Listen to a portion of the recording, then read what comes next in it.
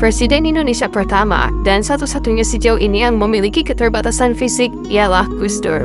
Sosok dengan pemikiran visioner yang kebijakan-kebijakannya sangat mempengaruhi masa reformasi di Indonesia dan membantu membebaskan Indonesia dari bayang-bayang Orde Barunya Soeharto. Sepak terjang Gus Dur sangat kompleks dan penuh kontradiksi. Ia telah membuktikan bahwa agama bisa menjadi sumber inspirasi bagi humor, toleransi, bahkan menjadi alat perubahan sosial yang radikal. Dari pesantren ke istana negara, perjalanan hidupnya adalah sebuah petualangan intelektual yang menarik untuk ditelusuri. Lantas, bagaimana Gus Dur bisa mengubah peta politik Indonesia serta memberi dampak yang terasa hingga saat ini? Di video kali ini, mari kita memahami Gus Dur.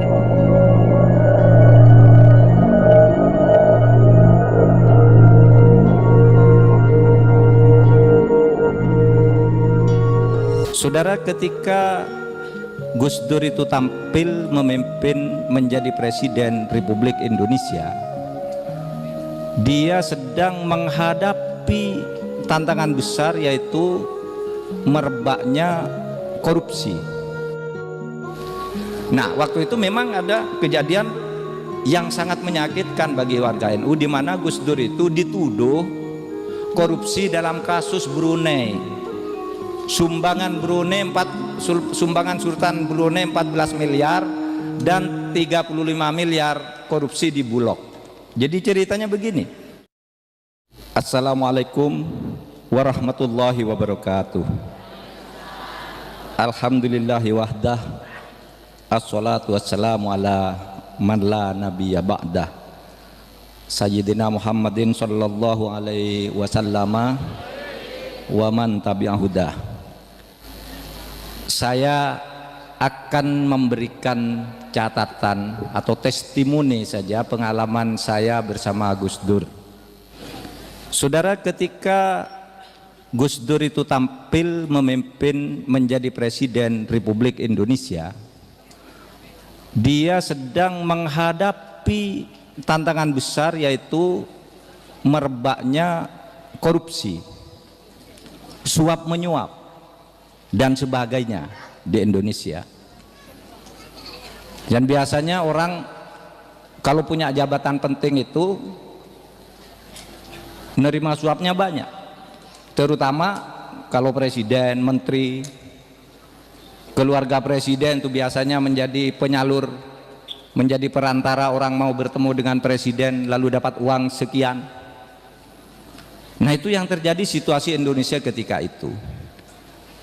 Sehingga suatu saat saya kaget luar biasa ketika pada suatu pagi saya ditelepon oleh Menteri Sekretaris Negara, oleh Bapak Johan Effendi. Katanya, Pak Mahfud diundang oleh Presiden ke istana hari Sabtu jam 8. Saya kaget luar biasa pertama, karena saya kenal baik dengan Gus Dur, tapi saya tidak tahu kalau Gus Dur itu kenal dengan saya. Kalau seluruh orang Indonesia kenal Gus Dur itu biasa, karena beliau sering pidato di mana-mana, ada di koran, ada di televisi, jadi saya kenal. Tapi saya sungguh tidak tahu Gus Dur itu kenal saya, karena pada saat itu saya sudah 16 tahun tidak bertemu Gus Dur, dan ketika bertemu 16 tahun sebelumnya itu, saudara, saya hanya bertemu di dalam acara-acara seminar. Waktu itu saya mengundang beliau ke UII, lalu saya katakan, Gus, ini UII Jogja ini yang mendirikan ayahnya Gus Dur, Kyai Wahid Hasyim. Tetapi dikesankan kok UII ini seakan-akan universitasnya Muhammadiyah. Saya bilang, coba Gus Dur datang ke kampus saya ini orang NU yang belajar di UII. Nah, disitulah saya kenal dengan Gus Dur pada tahun 83 akhir sampai awal 84. Nah, tiba-tiba ketika Gus Dur jadi presiden mengundang saya ke istana, dan kemudian Gus Dur itu meminta saya menjadi menteri. Pak Mahfud, antum saya angkat menjadi menteri, katanya. Saudara, saya kagetnya apa? Ternyata bagi Gus Dur tuh jadi menteri tidak perlu kolusi. Saya tidak punya uang sepeser pun waktu itu tiba-tiba diangkat menjadi menteri, padahal waktu itu di koran-koran 2 hari sebelum saya dipanggil oleh Gus Dur itu, koran Rakyat Merdeka itu menulis tarif untuk menjadi menteri 3 miliar melalui orang dekat-dekatnya Gus Dur, si A si B gitu. Kalau jadi menteri hubungi ini, nanti disampaikan Gus Dur tarifnya sekian. Tiba-tiba Gus Dur mengundang saya dan tidak ada yang bisa menjadi perantara dan sama sekali tidak bicara uang. Tiba-tiba saya percaya antum jadi menteri pertahanan. Saya bilang, menteri pertahanan Gus, Bapak Presiden? Bukan, menteri pertahanan. Saya sendiri waktu itu sangat kaget karena diberi jabatan itu. Tetapi yang terpenting saudara, Gus Dur itu bersih itu dari kolusi, korupsi dan sebagainya ketika memimpin negara ini. Nah ini yang harus dicontoh ketika kita mengadakan haul. Cara memimpin seperti Gus Dur itu memilih menteri-menteri pembantu itu bukan kolusi, bukan melalui perantara bayar uang, bayar itu melalui si ini si itu. Tidak ada bagi Gus Dur. Nah waktu itu memang ada kejadian yang sangat menyakitkan bagi warga NU, di mana Gus Dur itu dituduh korupsi dalam kasus Brunei. Sumbangan Sultan Brunei 14 miliar dan 35 miliar korupsi di Bulog. Jadi ceritanya begini, karena ini penting, masih banyak orang yang salah sangka seakan-akan Gus Dur itu terlibat dalam kasus itu. Jadi ceritanya begini, suatu saat wakil ketua Bulog, ya, wakil ketua Bulog namanya Sapuan, itu minta menghadap Gus Dur karena kan seorang wakil ketua itu ingin ketemu, kan kalau ketemu presiden hebat lah. Lalu diantarkanlah oleh teman Gus Dur namanya Suwondo. Teman Gus Dur ini sebenarnya ya teman-teman ya orang biasa saja yang kalau datang ke Gus Dur disuruh mijeti, tukang pijitnya Gus Dur ini. Karena Gus Dur itu meskipun presiden terbuka nerima siapa saja, ketika seorang tukang pijitnya ingin menghadap oleh Gus Dur dipanggil, masuk, ini kan teman saya gitu. Kan beda dengan presiden lain. Kalau Gus Dur itu, kalau presiden lain itu siapa dulu tamunya, kalau orang cuma orang-orang sembarangan tidak diterima. Tapi kalau Gus Dur siapa itu, suruh masuk, masuklah bersama si Sapuan. Lalu terjadilah cerita, pada waktu itu negara perlu dana banyak, jadi kita harus bekerja keras, berhemat, kata Gus Dur. Nah tiba-tiba beberapa hari kemudian ada berita bahwa Sapuan ini mengeluarkan dana untuk Gus Dur 35 miliar. Diserahkan kepada siapa? Diserahkan kepada Suwondo. Gus Dur ini tidak tahu menahu bahwa ada fotonya Suwondo dan Sapuan dengan Gus Dur. Iya, karena dia ke istana, tetapi sesudah pergi dari istana itu Suwondo itu main sendiri dengan Sapuan itu. Suwondo mengatakan bahwa Gus Dur perlu uang sekian, lalu dikeluarkan oleh Sapuan itu dan diambil sendiri. Gus Dur yang dituduh, sampai akhirnya timbul pansus memorandum yang menjatuhkan Gus Dur sebagai presiden, maunya menjatuhkan Gus Dur sebagai presiden, padahal sesudah diperiksa dari berbagai segi Gus Dur itu bersih. Makanya sesudah diadili, Suwondonya dihukum, Sapuannya dihukum, Gus Durnya sudah diperiksa oleh Jaksa Agung. Waktu itu saya ikut dalam proses pemeriksaan itu, bersih, tidak ada bukti sama sekali keterlibatan itu. Dan di pengadilan juga Sapuan mengatakan hanya menyerahkan ke Suwondo. Suwondo juga mengatakan tidak pernah menyampaikan ke Gus Dur. Tetapi Gus Dur di dalam memorandum itu disebut patut diduga turut terlibat sehingga diberi memorandum. Itu kesalahan hukumnya, karena menurut hukum seorang presiden itu hanya kalau benar-benar terlibat itu baru diberi memorandum. Gus Dur itu tidak terlibat, hanya patut diduga karena temannya Suwondo dan ada fotonya, lalu dikatakan patut terlibat dan diberi memorandum 1, memorandum 2. Pembelaannya tidak diterima oleh para pemain politik yang tidak berdaya, bermain politik kotor di lingkungan istana, di Senayan dan sebagainya. Yang kasus Brunei Darussalam. Brunei Darussalam itu jadi begini ceritanya. Sultan Brunei itu mengirim uang kepada Gus Dur melalui Aryo Wowor sebagai zakat keluarga kerajaan. Oleh Gus Dur, uang itu kemudian diperintahkan diserahkan ke Yayasan Aswaja di Aceh.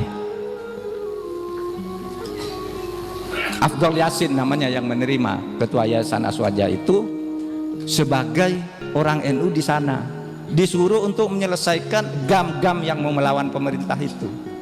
Nah, lalu ini disalahkan lagi oleh DPR, kok tidak dilaporkan ke negara? Loh, itu kan bukan antar negara. Negara tidak pernah kirim surat secara resmi kepala negara apakah menteri ke Sultan Brunei, tapi dia membagi zakatnya karena tahu bahwa di Indonesia sedang terjadi kesulitan ekonomi dan tahu bahwa presiden itu seorang ulama.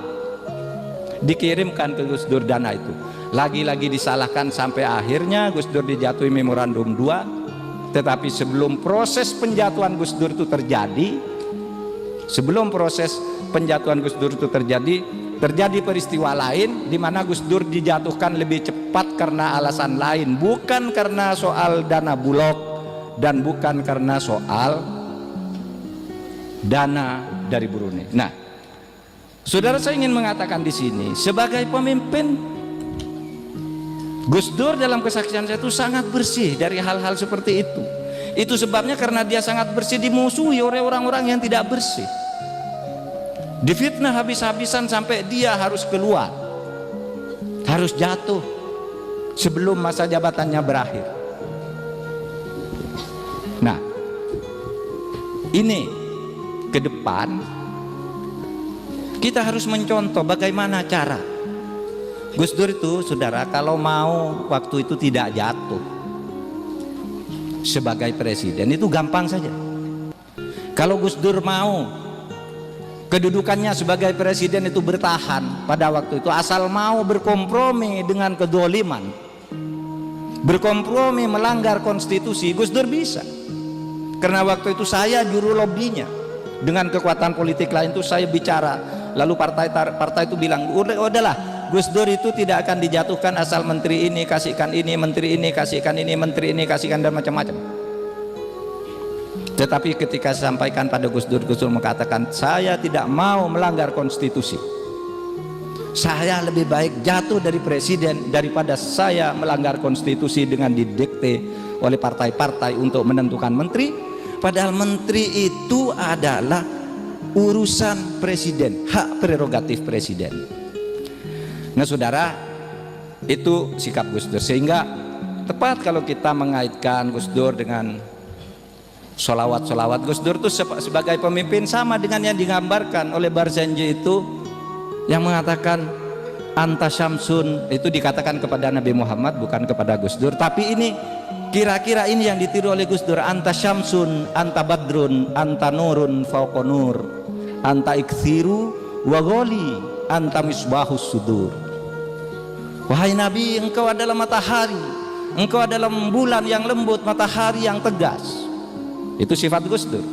Kalau memimpin itu prinsipnya tegas, tapi sikapnya terhadap rakyat, terhadap orang-orang biasa itu ya baik-baik saja, lembut, mengayomi, tidak sementang-mentang, tidak jaim.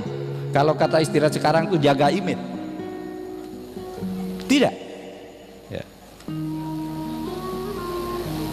Itu yang dilakukan oleh Gus Dur, sehingga pantas kalau ciri kepemimpinan Nabi itu anta syamsun, engkau adalah matahari. Matahari itu konsisten, tegas, menerangi, jelas arahnya ke sana. Anta badrun, engkau seperti bulan purnama, orangnya lembut, tidak pernah nyakiti orang. Anta nurun fauqa nur, engkau adalah cahaya di atas cahaya.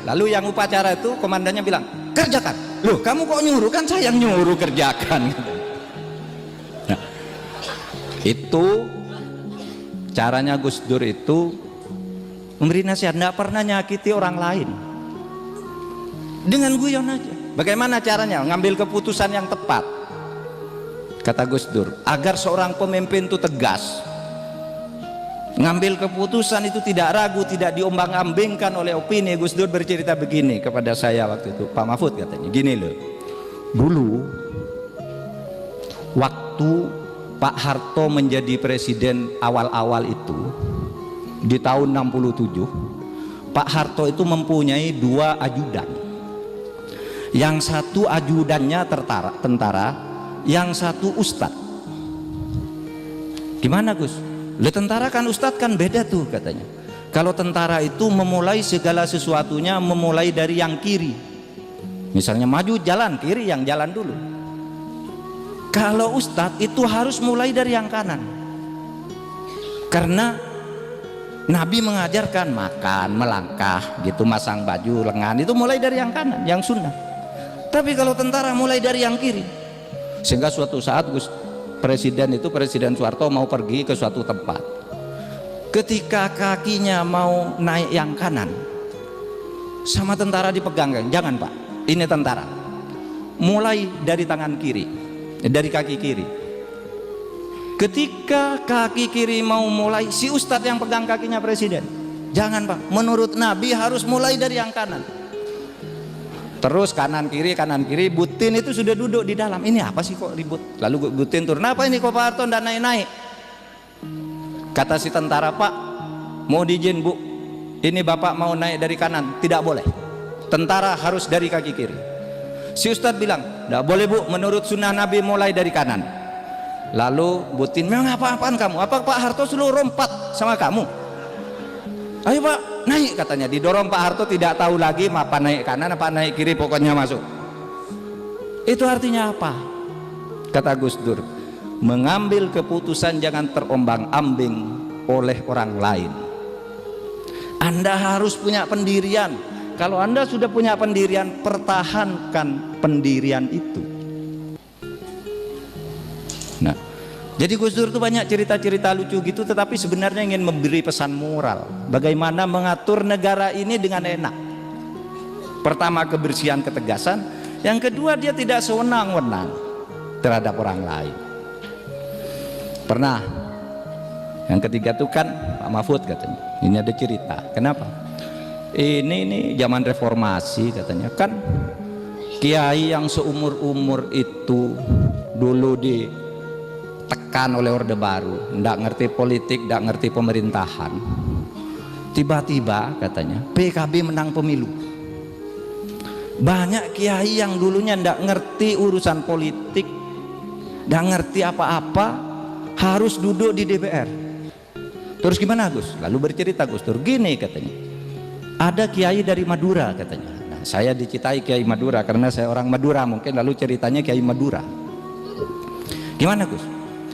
Kiai itu berangkat ke Jakarta naik pesawat. Itu untuk pertama kali kiai itu naik pesawat sejak hidup. Sebelumnya karena zaman Orde Baru tidak mungkin naik pesawat. Dia sekarang mau dilantik anggota DPR, naik pesawat. Lalu tiba-tiba sesudah duduk di dalam, pramugari itu mengumumkan, para penumpang yang terhormat, pesawat akan segera take off. Harap semua penumpang memakai sabuk pengaman masing-masing, pakai seat belt.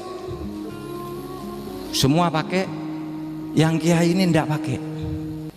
Didatangi sama pramugari, Pak, Bapak ini mau terbang, pakai tuh sabuknya. Untuk apa sabuk? Ya untuk pengaman loh. Dan dibuka bajunya, saya sudah punya sabuk sendiri bawa dari rumah.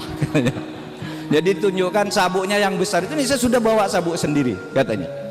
Bukan Pak, ini untuk pesawat, ini pasang, ini cara memasangnya begini, masukkan begini, kalau mau dikendorkan tarik begini. Nah, rupanya pramugari ini tidak beritahu cara membukanya. Lalu dipasang. Sesudah tiba, para penumpang silakan turun. Nah, yang lain tuh turun semua buka sabuk, yang ini tidak bisa buka. Gimana dibukanya? Kata sang kiai, ini kan tidak pernah naik pesawat, pernah naik pesawat, gimana dibukanya? Semua orang sudah habis ditanya oleh pramugari, Pak, kok nggak turun Pak? Dia malu kan mau bilang nggak bisa buka pesawat, tetapi dia tadi diberitahu cara mengendorkan saja. Maka dikendorkan, sabuk pesawat itu dikendorkan, lalu dia keluar dari sini. Nah itu ceritanya Gus Dur. Jadi sama Gus Dur tuh enak, programnya serius, gitu, jelas arahnya, tetapi dengan cara enteng, tidak membebani orang, dengan cara bergurau. Ini kan harus diingat juga nih, ada caleg DPR RI dari sini, Fathan Subhi. Nanti kalau naik pesawat ke Jakarta jangan gitu Pak Fathan ya. Ini caleg dari PKB, kemudian ada Ida Nur Saadah juga caleg. Kalau dari Demak ke Semarang kan tidak usah naik pesawat. Tetapi nanti pesawatnya dari Semarang ke Jakarta atau kemana. Apa? Itu artinya harus membekali diri dengan soal-soal kecil sekalipun sebelum Anda melakukan sesuatu. Itu pesannya Gus Dur di dalam kepemimpinan itu. Nah, saudara, saya pendek saja.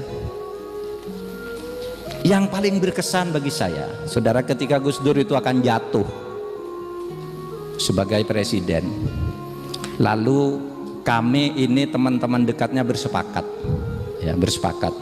Saya, Khofifah, Alwi Shihab, Muhaimin Iskandar, kemudian Yeni Wahid, itu bersepakat. Ini Gus Dur ini suka menerima masukan-masukan tidak benar habis sholat subuh. Jadi hari sholat subuh itu dia banyak sekali tamu yang tidak jelas, memberi informasi, lalu kadang-kala memberi komentar terlalu cepat. Oleh sebab itu kami berlima itu diberi tugas gantian. Oh, satu Pak Zarkasih Nur, ada 6 mantan Menteri Koperasi itu, yang sama-sama orang NU lah semua. Pokoknya hari ini Pak Mahfud, hari ini Pak Alwi, hari ini Yeni, hari ini Khofifah, gantian lah, agar Gus Dur itu tidak didekati oleh sumber informasi yang salah. Nah saudara, saya menjadi tahu setiap pagi Gus Dur itu, ya, Gus Dur itu telepon-teleponan dengan kiai-kiai, dengan Kiai Abdullah Fakih, dengan Kiai Fuad Hasim, pokoknya berdiskusi-diskusi gitu.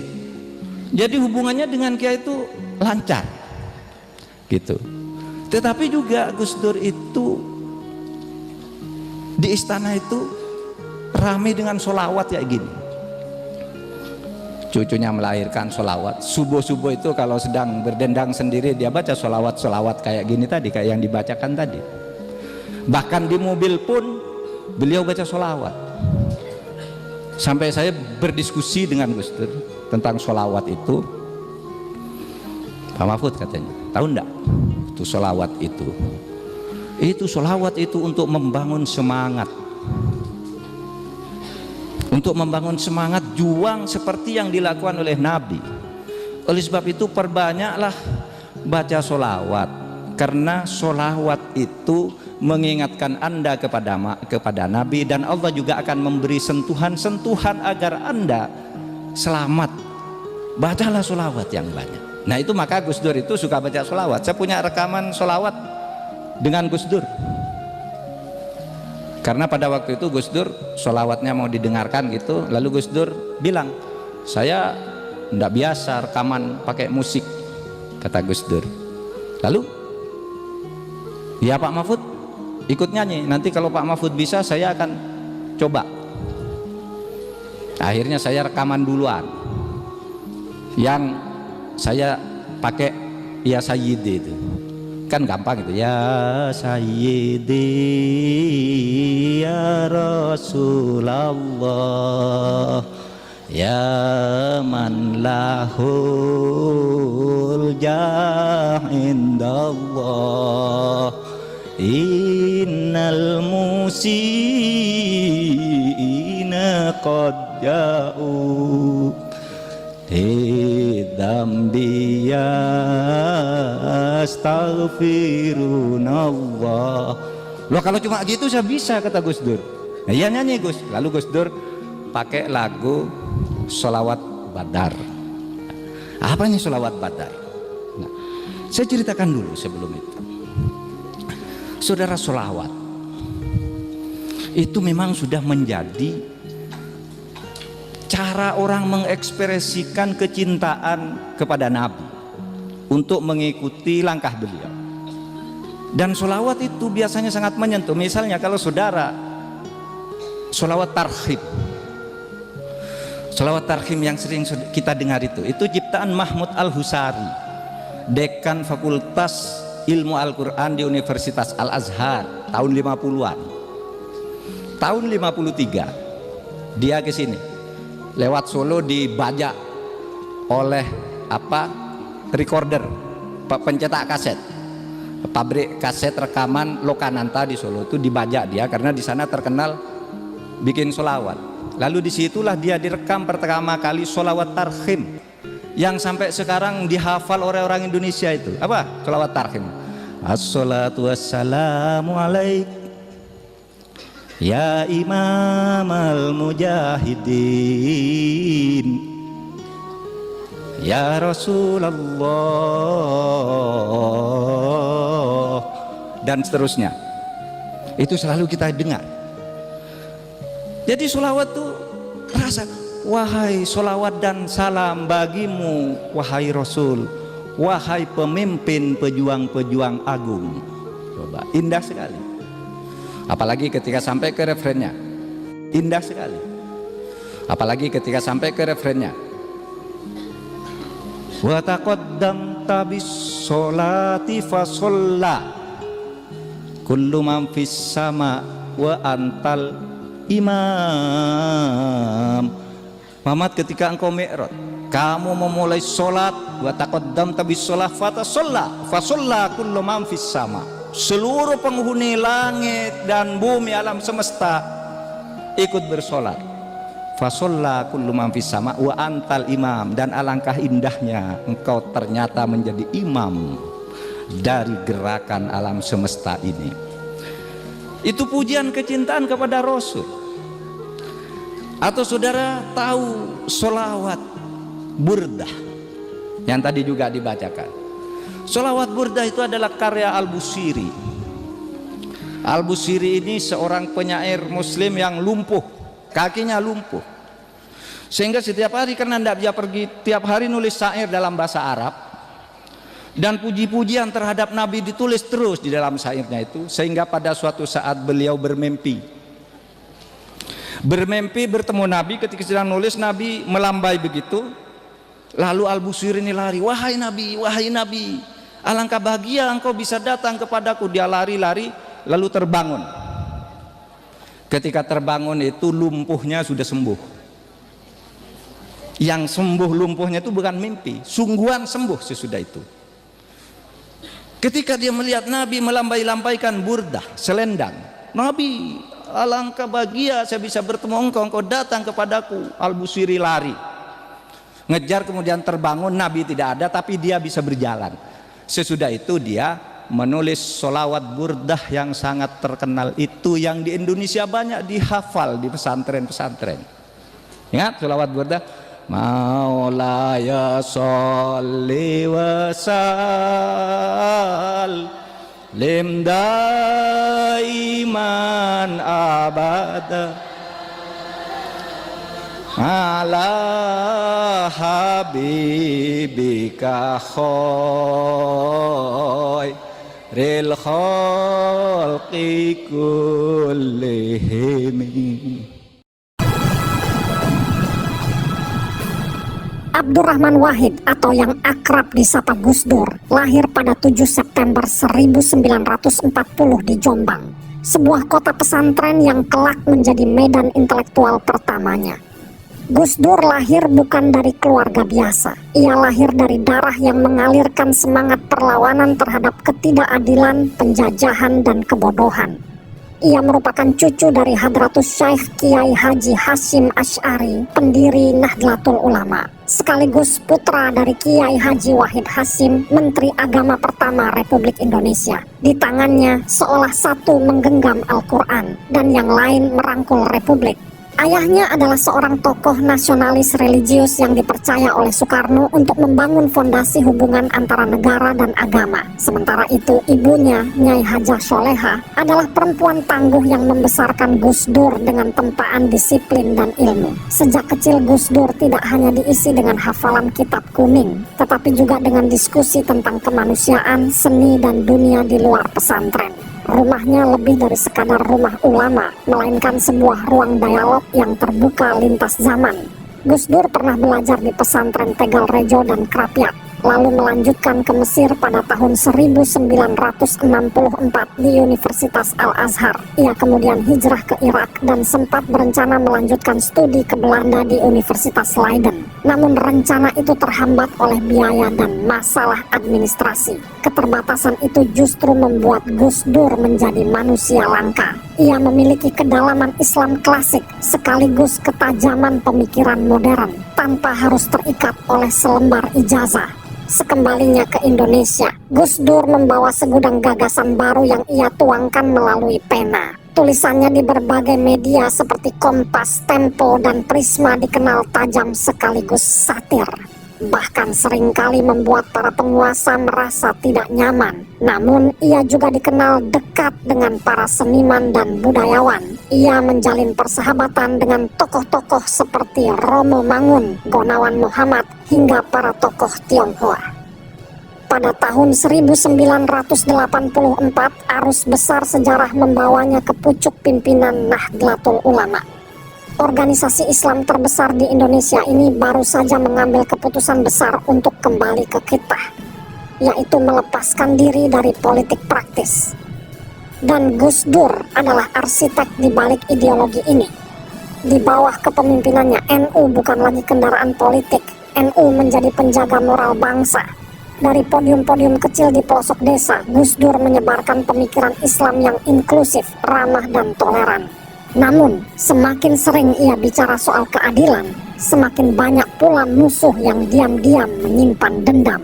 Gus Dur mulai dianggap sebagai ancaman. Ia bukan sekadar ulama, melainkan tokoh Islam yang tidak bisa dikendalikan, dibeli, atau dibungkam. Ia bukanlah seorang oposisi yang lantang berteriak, tetapi simpul dari perlawanan moral yang sunyi dan mengakar di masyarakat. Dan dari sinilah perjalanan panjangnya menuju istana dimulai, sekaligus menjadi awal dari kejatuhan yang sesungguhnya telah disiapkan sejak jauh hari.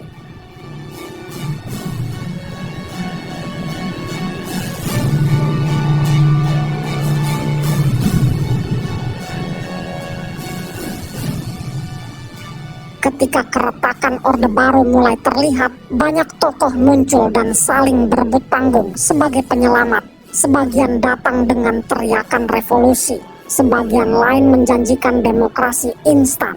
Namun Gus Dur tetap tenang. Ia tidak terburu-buru dan tidak punya ambisi. Ia memahami betul bahwa perubahan sejati tidak akan datang dari jalan pintas. Tahun 1998 adalah tahun yang penuh gejolak. Harga kebutuhan pokok melambung, nilai tukar rupiah merosot tajam, gelombang mahasiswa turun ke jalan. Pada akhirnya Soeharto yang telah berkuasa selama 32 tahun terpaksa menyerahkan kekuasaannya. Kekuasaan memang beralih ke tangan B.J. Habibie, namun transisi tersebut hanya menunda krisis legitimasi yang lebih besar. Republik ini membutuhkan sosok baru, bukan sekadar pengganti, melainkan figur moral yang bisa dipercaya oleh publik. Nahdliyin mendorong Gus Dur untuk melangkah. Dari sekadar penjaga moral, ia masuk ke arena politik. Maka lahirlah Partai Kebangkitan Bangsa pada bulan Juli tahun 1998. Namun, tidak seperti partai politik lain yang kerap lahir dari ambisi elit, PKB didirikan di atas konsensus ulama, kiai, dan santri. Partai ini bukan sekadar kendaraan politik, melainkan wadah representasi moral bagi warga Nahdlatul Ulama yang selama ini merasa suaranya telah dicuri oleh partai lain. Gus Dur tidak tampil sebagai calon presiden yang suka memasang baliho atau memobilisasi massa. Sebaliknya, daya tariknya justru tumbuh dalam kesunyian. Ia menjadi magnet yang perlahan menarik dukungan dari berbagai kalangan. Suara dari pelosok kaum minoritas, intelektual, hingga kelompok agama maupun sekuler. Semua dukungan itu akhirnya Gus Dur. Pemilihan umum tahun 1999 diselenggarakan di bawah semangat reformasi. PDI keluar sebagai pemenang dengan suara terbanyak sekitar 34%, sedangkan PKB hanya meraih sekitar 12%. Namun, di arena politik, suara terbanyak tidak selalu berarti kursi presiden. Yang berperan penting adalah kekuatan koalisi, intrik, dan lobi-lobi politik. Disinilah Amin Rais tampil sebagai sutradara di balik layar. Dengan bendera poros tengah, sebuah koalisi partai-partai Islam seperti PAN, PK, P3, dan Golkar, Amin Rais secara terang-terangan menolak dominasi Megawati Soekarno Putri. Ia mengusung nama Gus Dur sebagai alternatif. Alasannya Megawati dinilai kurang layak secara syariat, tidak cukup kuat secara geopolitik, dan terlalu identik dengan Soekarnoisme. Koalisi ini menjalar cepat dan meracik peta baru di Majelis Permusyawaratan Rakyat. Di tengah kecurigaan PDI dan histeria para pendukung Megawati, Gus Dur terus melaju.